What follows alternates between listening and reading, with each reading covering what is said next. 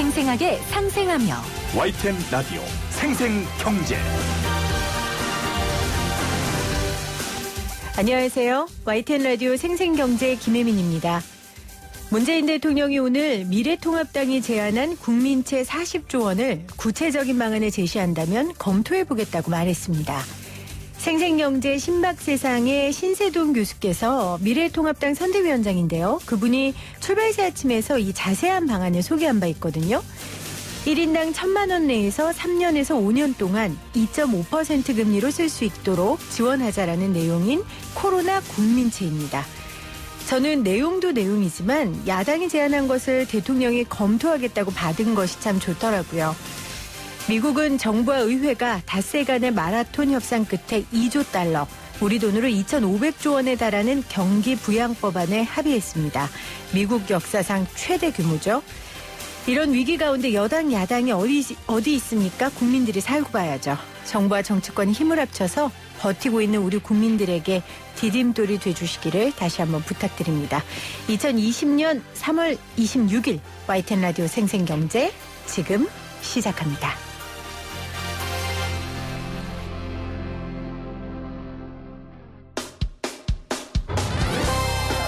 쉬운 경제, 살아있는 경제, 우리 집 경제 이야기, YTN 라디오 생생경제. 오늘 가장 뜨거운 경제 뉴스를 제일 생생하게 전해드리는 시간입니다.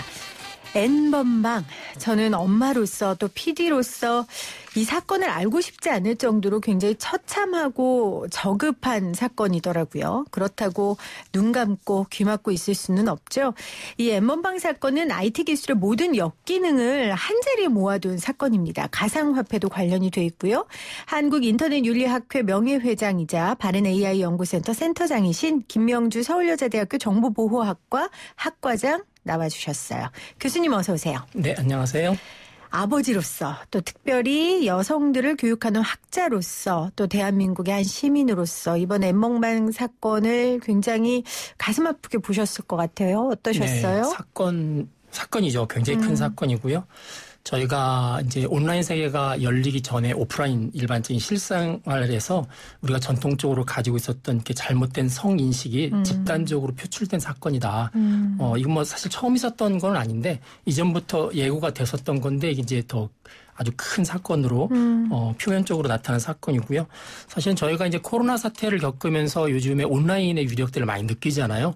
그래서 뭐 회사 같은 경우 재택근무도 하고 온라인 마케팅도 하고 그 다음에 뭐 대학이나 초중고는 이제 온라인 강의도 하고 심지어 교회에서는 온라인 예배도 드리는데 이 온라인이 항상 이렇게 좋은 측면만 있는 게 아니라 오히려 그 어두운 면도 있다는 것을 보여주는 아주 대비적인 그런 사건이라고 볼 수 있을 것 같아요. 그러니까 원래 잘못된 성인식이 이 IT라는 새로운 기술을 만나면서 네. 아주 안 좋은 쪽으로 엄청난 폭발력을 가져온 거죠. 그렇죠. 보통 이제 인터넷 윤리학자들이 많이 쓰는 게 탈억제 효과라는 건데 이제 실세계에서는 주로 실명이 이렇게 드러나고 개인과 개인이 면대면을 하기 때문에 마음속에 가지고 있는 여러 가지 이제 욕구들을 잘 표출하지 않는데 이게 이제 온라인상에 익명화되기 시작하다 보니까 이게 표출되기 시작하고 이게 이제 문제시되기 시작하는 거죠. 그렇습니다.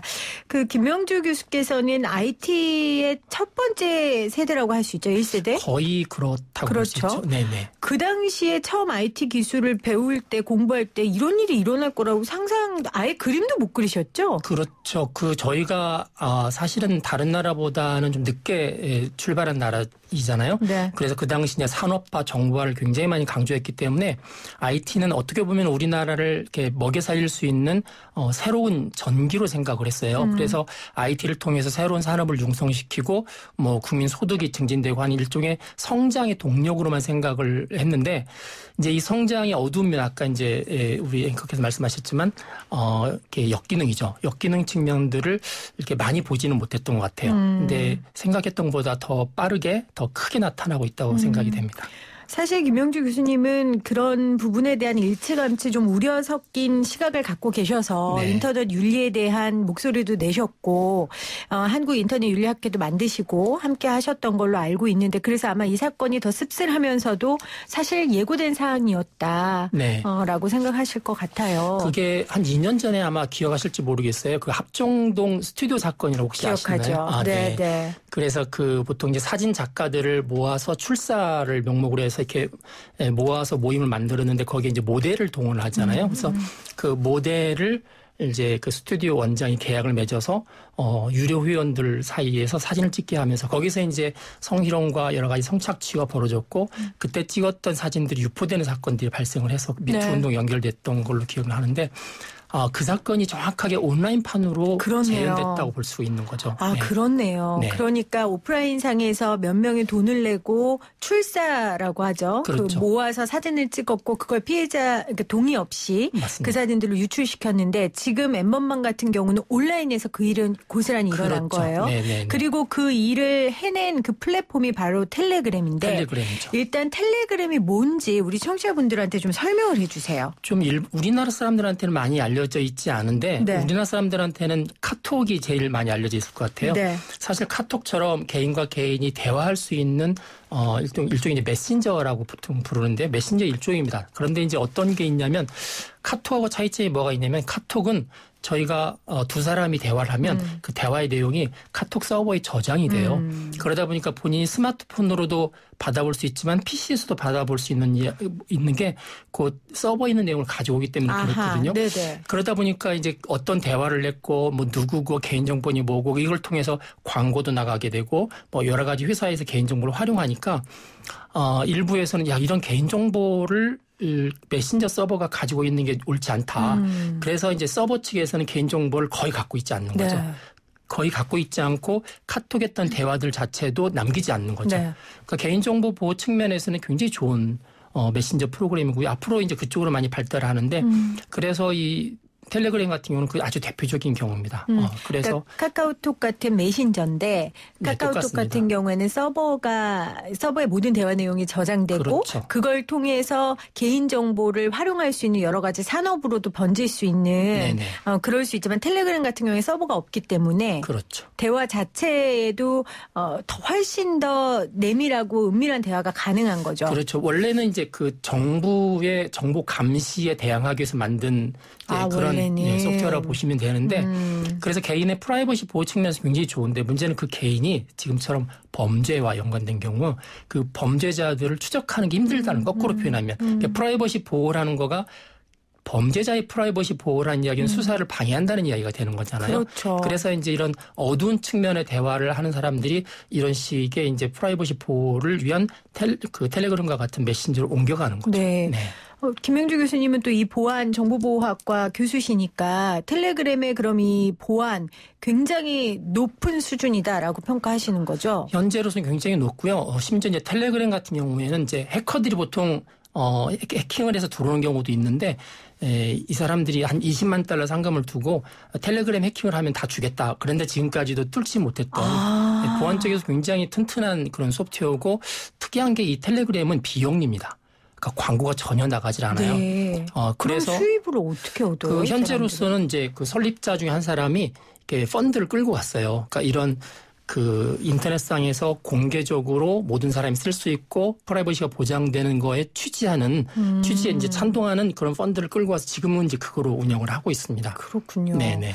말씀하신 것처럼 이게 정부의 감시나 이런 거에 대항하기 위해 만든 거라고 했으니 처음에 만든 사람들은 이런 범죄를 하라고 만든 건 아닐 거 아니에요. 그렇죠. 네. 근데 지금 아까 저도 방금 전 뉴스에서 들었던 것처럼 지금 엠번방 때문에 이 난리가 나는데 텔레그램 쪽에서는 어떤 반응도 어떤 대안도 내놓고 있지 않다는 거예요. 그게 텔레그램의 약간 역사하고 연관이 있을 것 같아요. 이게 원래 텔레그램 러시아에서 만들어졌거든요. 러시아에서 만들어졌다가 러시아 정부가 정보를 요구하고 이러니까 이제 두 사람이 형제가 만들었는데 독일로 망명을 해서 독일에 서버가 있어요. 근데 그 서버라는 게 우리가 카카오톡의 그런 서버처럼 어떤 개인의 대화 정보를 가지고 있는 서버가 아니에요. 그러다 보니까 일종의 이제 그쪽 회사 입장에서 볼 때는 도대체 그 안에서 무슨 일이 일어났는지 그 대화 자체의 내용도 갖고 있지 않기 때문에 본인들이 개입할 게 사실 없는 거죠. 뭐 기껏해야 사용자들이 누군지 이 정도의 데이터만 갖고 있고 네. 아까 말씀드렸던 것처럼 프라이버시에 관한 정보를 전혀 갖고 있지 않거든요. 개인에 관해서. 할 수 있는 게 없는 거군요. 할 수 있는 텔레그램 게 쪽에서는. 사실은 없는 거죠. 우리가 보통 이제 카카오톡에서 문제가 생겨서 카카오톡 서버를 이렇게 데이터를 압수한다든지 그게 가능한 이유가 거기에 유용한 정보가 있으니까 그런데 텔레그램 사실은 그렇게 유용한 정보가 있지 않는 태생적으로. 아니 그리고 제가 아까 뉴스에도 또 봤을 때 지금 동시에 텔레그램에 탈퇴하자 막 이런 운동들이 일어난다고 하는데 그게 별 의미가 없어요. 별 의미가 없네요. 광고를 안 받는다면서요. 이거 비영리 메신저죠. 그래서 아마 텔레그램 같은 경우는 우리나라 사람들이 이렇게 많이 쓰지 않고요. 카톡을 제일 많이 쓰죠. 네, 텔레그램과 이 카톡 사이 정도 되는 게 스냅챗이라는 게 있습니다.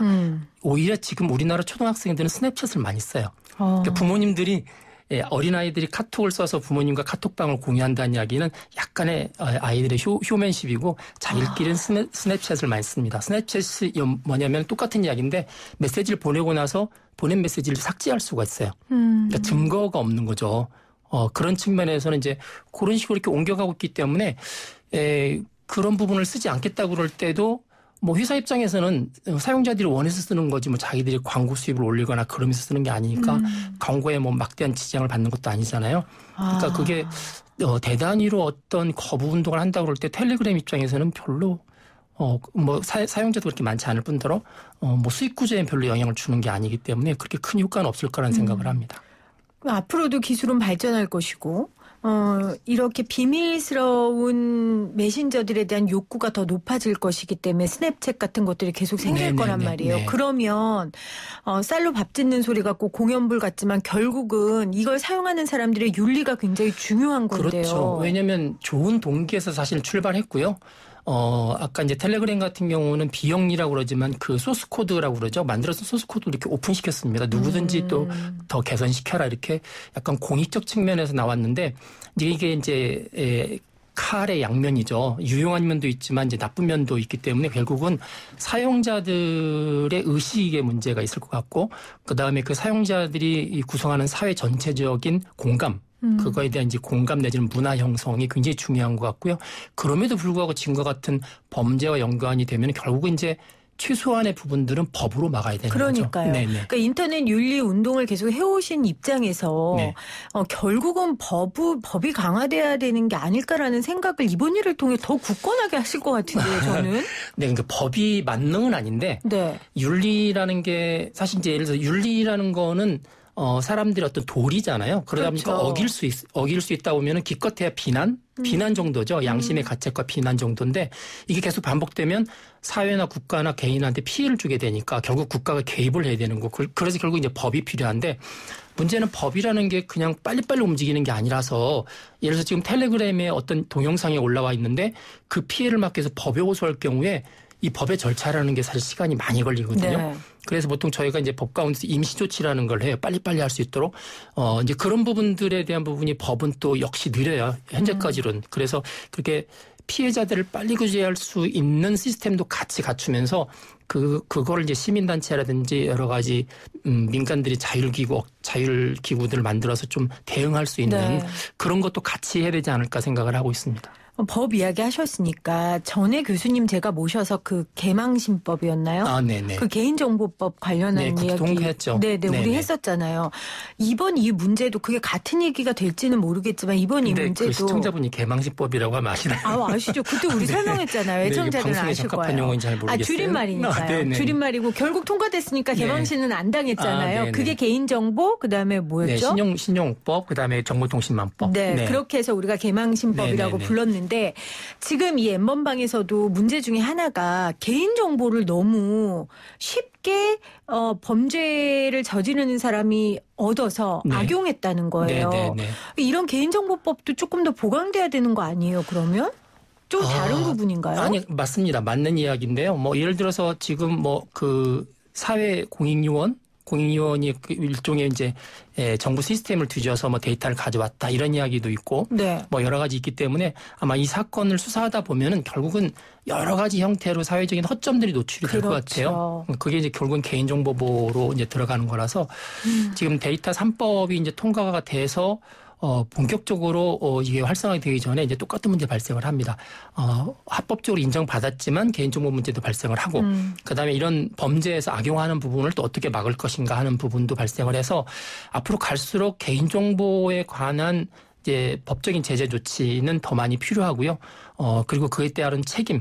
그러니까 특히 이제 어겼을 경우에 대한 책임 문제죠. 지금도 그렇죠. 뭐 손방망이 처벌이다라는 이야기 나오는데 거의 선진국 수준으로 이런 부분을 어기거나 개인이 범죄했을 때 그냥 대충 떼우고 나올 수 있다는 게 아니라 이거 한번 어기면은 그냥 인생이 망하는구나. 회사가 도산이 되는구나. 할 정도까지의 조치가 같이 이제 강화가 돼야 될 것 같습니다. 아니 엠번방의 피해자들은 뭐 인생이 완전히 망가진 거잖아요. 그러면요. 그거는 상상할 수가 없죠. 아니 그런데 네. 이런 일을 저질러 놓고서는 그 사람의 인생이 망가지지 않는 이거는 뭐 이해는 이 눈에는 이 이런 이야기가 아니라 이건 정말로 평등하고 공평한 형벌이 있어야 된다고 저는 보거든요. 아주 적합한. 그렇죠. 뭐 그런 퀴즈들이 있어요. 10억을 줄 테니까 1년간 교도소 갔다 올래? 근데 우리나라 젊은이 50%가 갔다 오겠다고 합니다.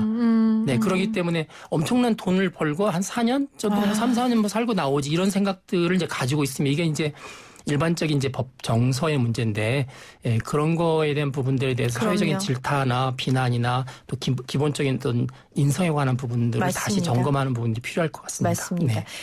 오늘 서울대 정보보호학과 학과장인 김명주 교수와 함께 엠번방에 관련된 이야기 나누고 있는데 우리가 텔레그램에 대해서 배웠고 또 관련된 개인정보법 이야기 나눴어요.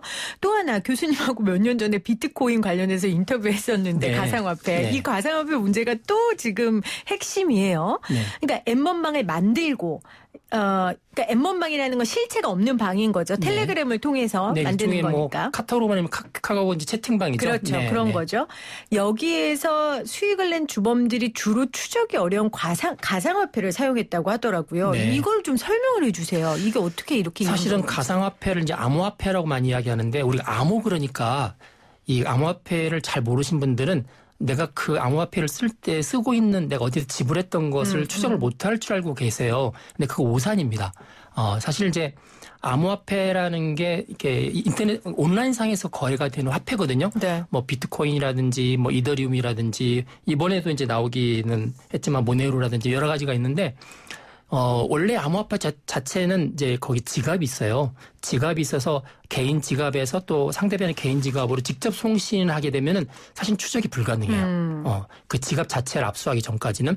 그런데 대부분의 사람들은 거래소라는 걸 통해서 합니다. 그렇죠. 주식시장처럼 거래소를 통해서 사고 팔아서 제3자한테 송신하기 때문에 거래소에는 기록이 남아요. 기록이 남겠죠. 네, 그래서 이번에도 아마 텔레그램 자체에서 수사에 협조를 하지 않더라도 이 비트코인과 같은 암호화폐, 이 전자화폐를 거래했던 거래소 우리나라 보통 여러 개가 있는데 보통 한 4대 거래소 가운데 대부분이 이제 거래가 집중돼 있으니까 4대 거래소 안에 소위 말해서 이제 이 지갑사에 오갔던 기록을 추적하면 충분히 할 수 있고요. 물론 이제 전문가들은 그걸 피해가는 방법들이 있긴 있어요. 근데 일반적인 사람들은 그렇게까지 하지는 않았을 거라고 보고 있고 왜냐하면 너무 번거롭기 때문에. 그리고 아주 가볍게 생각했을 거예요. 이게 그렇게 그렇죠. 큰 범죄라고 이름 생각 안 자체가 하고. 암호화폐라고 그러니까 내가 거래해도 모르겠지라고 생각하지만 현재 시스템 안에서는 거래소를 통해서 물론 이제 거래소에서 그 거래 내역을 제공하는 전제 조건이죠.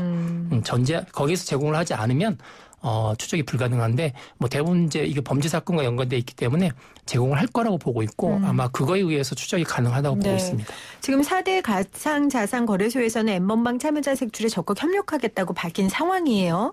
그러니까 교수님 말씀은 직접 맨투맨으로 했다면 기록이 안 남지만 네. 보통 거래소를 통해 하기 때문에 분명히 기록이 남고 네. 이 기록을 통해서 엠번방에 이용을 했던 사람들의 정보가 분명히 얻을 수 있을 것이다. 그렇죠. 알아낼 수 있을 것이다라고 주식시장하고 설명하신 똑같다고 거예요. 보시면 되는데 네. 그러니까 이제 장외거래라는 게 있잖아요. 그런 것처럼 보통 이 암호화폐도 OTC 거래라는 게 있거든요. 오버 더 카운티라고 그래서 보통 약을 살 때 처방전 없이 사는 것처럼 거래소를 통과하지 않고 직접 거래하는 게 있습니다. 네. 있지만 일반 사람들은 잘 쓰지 못하는 부분들이라서 아마 그 지금 뭐 몇만 명 그렇게 이야기를 하잖아요. 그 몇만 명의 사람들은 대개는 거래소를 통해서 그랬겠죠. 했을 거기 때문에 거의 대부분 다 추적 가능할 거다라고 보고 있는 거죠.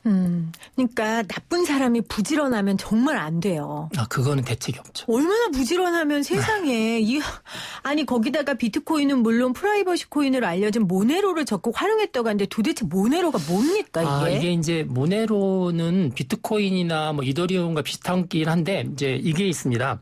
전자지갑 안에도 보면 전자지갑을 안에 보면은 그 돈이 비트코인 그러니까 암호화폐가 들고 나는 거래가 있어요. 어디에서 누가 보냈고 누가 받았고 얼마를 보냈고 하는 기록이 있는데 이 모네로는 그 안에 그거를 약간 조금 어려운 이야기이긴 한데 그 오퍼스케이션이라는 용어가 있어요. 이렇게 모호화시킨다는 게 있거든요. 내용 자체를 다른 사람이 봤을 때는 이게 무슨 내용인지 모르겠 정도로 이렇게 내용 자체를 모호화시키고 이 모네로 프로그램 안에서만 이해할 수 있게끔 해주는 식으로 해서 누가 누구한테 보냈는지 얼마 보냈는지를 이렇게 감추는 거죠. 그래서 이제 모네로 같은 경우는 직접 거래하게 되면 진짜 내용을 볼 수가 없습니다. 그러니까 돈의 껍질을 다르게 끼워 넣어서 혼선을 주는 네, 그 거래했던 거잖아요. 기록 자체를 남들이 들여다봐도 내용을 알 수 없게 하는 거죠. 네. 아니 그냥 명확한 실물 화폐도 눈먼 돈으로 우리가 쓰려면 얼마든지 쓰는데 어떻게 이런 흔적도 찾기 어려운 데다가 익명성까지 주는 모네로를 만드는 이유가 저는 이해가 안 가요. 그게 현금이 있잖아요. 네. 예를 들어서 세뱃돈을 현금과 수표로 준다고 그럴 때 사람들은 현금을 선호합니다. 네. 일반적으로. 왜 그러냐면 수표는 추적 가능하고 현금은 추적이 불가능하죠.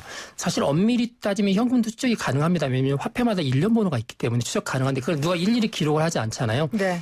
그래서 현금의 가장 큰 장점이 익명성이거든요. 내가 누구한테 돈을 줄 때 얼마를 줬는지 뭐 돈의 번호를 기록하지 않는 이상은 굉장히 좋은 편리한 도구이기 때문에 그래서 보통 뇌물이라든지 어떤 거래할 때는 현금으로 많이 하지 않습니까? 그럼 이제 비트코인과 같은 전자화폐도 일종의 이제 온라인상에서 현금 역할을 하다 보니까 자꾸 추적이 불가능한 상태로 가려고 자꾸 이야기를 하는 거죠. 그렇겠죠. 그래서 이제 지금 나왔던 모네로와 같은 것들이 점점 나오고 일반 사람들은 그쪽 특히 이제 자금 세탁하는 사람들 되게 큰 기업이나 뭔가 이렇게 좋지 못한 자금 흐름을 가지고 있는 사람들을수록 선호하게 되고 이쪽 시장이 사실은 지금 전자화폐 가운데서 옛날 한 20% 그랬거든요. 지금 한 35%까지 성장을 했어요. 그래서 심지어 지금 암호화폐 거래소들이 앞으로 문을 닫을 수도 있다. 이제 거래소 자체도 필요 없어지는. 네, 이제 그쪽, 왜냐면 지금 한 1, 2년 사이에 굉장히 급속도로 시장이 잠식되고 있거든요. 그러니까 이렇게 이제 범죄라든지 나쁜 일 쪽에는 이쪽이 더 많이 가는 거라서 이제 기술적으로 이게 문제가 좀, 그러니까 어떻게 사용에 따라서 사회적으로 문제를 일으킬 수 있는 여지는 충분히 있죠. 우리가 금융실명제를 하게 된 이유도 지하실에 검은 돈도 막자고 했는데 이제 그런 것 아무 의미 없어지는. 그래서 중국에서 이를 일반적인 민간이 하는 암호화폐를 금지시키고 중국의 중앙은행이 디지털 화폐를 하겠다고 공식적으로 한 거죠. 왜냐하면 컨트롤을 해야 되기 때문에. 네, 그렇게 하는 국가들이 다수 이제 생기고 있습니다. 네. 인터넷 윤리 전문가, 가상화폐 전문가, 정보보호 전문가로서 이 세계에 지금 다 걸린 사건 엠번방. 이렇게 이 얘기로 마무리했으면 좋겠어요. 수사하시는 분들이 딱 이거 하나만 조금 염두하고 수사의 방향을 정해라. 전문가로서. 지금 결국 이제 수사는 결국 증거 중심이잖아요. 네. 그러니까 증거를 확실히 잡아야 되고 제가 볼 때는 그 텔레그램에서 어떤 것을 얻어내기는 쉽지 않다라고 저는 생각을 하고 있고 왜냐면 그게 국가마다 법을 적용하는 영역들이 달라지기 때문에 그래서 결국은 이제 거래소를 통해서 얻어야 되는데 문제는 이게 이제 공개하겠다라고 이야기를 했잖아요. 이 공개에 따른 부분들의 파장들이 상당히 있을 것 같다는 생각을 해요. 그래서 이제 국민들의 법정서, 법감정에 좀 맞게끔 해야 될 것 같고 현재로서는 굉장히 강하잖아요. 그렇죠. 네, 그렇죠. 그러니까 형벌을 내릴 때 국민들의 법정서에 맞게 해라. 네. 그 말씀 근데 이제 주셨고요. 또 그런 부분들은 법을 전문하신 분들 입장에서는 그렇죠. 또 뭐 그렇지 않다고 말할 수 있는데 어떤 그런 부분을 잘 헤아려서 이번이 큰 이제 사건인데 이번을 통해서 이런 일이 재발하지 않도록 하는 게 대단히 중요하다는 생각을 합니다. 이렇게까지 해서 다시 뭐 1년, 2년 뒤에 뭐 2020년에 N번방 사건을 봐라. 왜 그때 그렇게 처리하지 않아서 이런 일이 또 발생하지 않았느냐라는 이야기가 없도록 잘 처리했으면 좋겠다는 생각을 하게 됩니다. 네, 그리고 정보보호 전문가로서 하신 말씀은 텔레그램은 수사의 방향을 잡는다 해도 별 효율성이 없을 것이다라는 저는 이제 그렇게 보고 있습니다. 말씀을 해주셨습니다. 네, 오늘 서울여대 정보보호학과 학과장인 김명주 교수와 함께 N번방에 관련된 여러 가지 이야기들 나눠봤습니다. 교수님 고맙습니다. 고맙습니다.